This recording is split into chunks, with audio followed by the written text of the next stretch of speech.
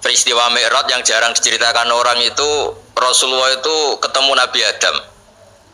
Dan Nabi Adam itu disebutkan di sini faidan an yaminihi aswidatun wa an yasarihi aswidatun. Dari sisi kanan itu ada kelompok besar, dari sisi kiri juga kelompok besar. Saya baca teks aslinya ya, tabarruk ya, supaya dapat berkah dari bahasa Rasulullah SAW. Ini cerita Nabi ketika ketemu Nabi Adam. Fa idza nazara qibala yaminih dhakhika wa idza nazara qibala shimali baka. Nabi Adam ketika melihat ke kanan itu senyum-senyum, senang sekali. Tapi kalau kamu melihat ke kiri itu nangis. Lalu Rasulullah SAW tanya ke malaikat Jibril, itu siapa? Itu Adam.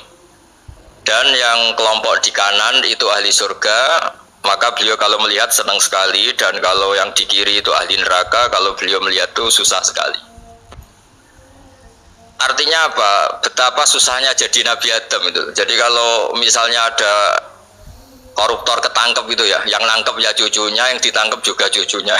Kalau kita punya anak 10 itu, terus yang satu misalnya nyuri milik temannya, milik saudaranya itu, sing naboi ya anaknya, yang ditaboi juga anaknya. Kayak apa tersiksanya seorang Nabi Adam? Karena nggak punya pilihan, pasti dari sekian kasus dolim dan mazlum, yang mendolimi maupun yang didolimi itu pasti anak cucunya.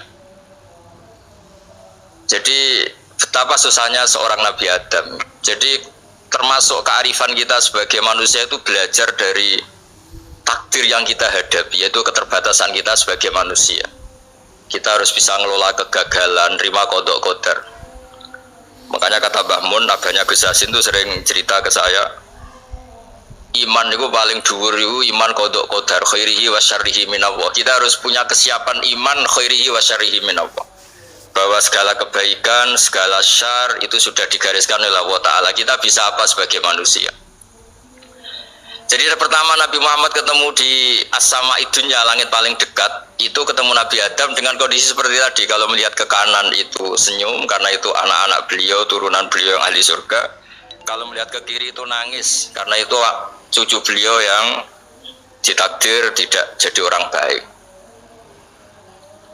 Artinya kalau ada peristiwa sosial apa saja, yang satu zalim, yang satu mazlum, atau yang satu benar, yang satu salah, atau sama-sama benar tapi salah paham, itu semua adalah cucu Nabi Adam alaihis salam. Dan itu membuat beliau kadang-kadang dohika, kadang-kadang senyum, kadang-kadang baka, kadang-kadang nangis.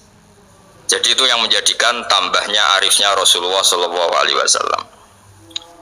Saya teruskan, qultu ya Jibril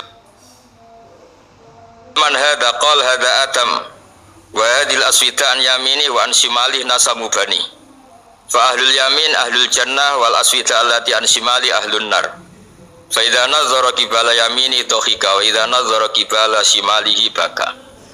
Itu seperti misalnya kita punya anak 5, yang satu sukses jadi profesor doktor atau jadi orang alim, yang satu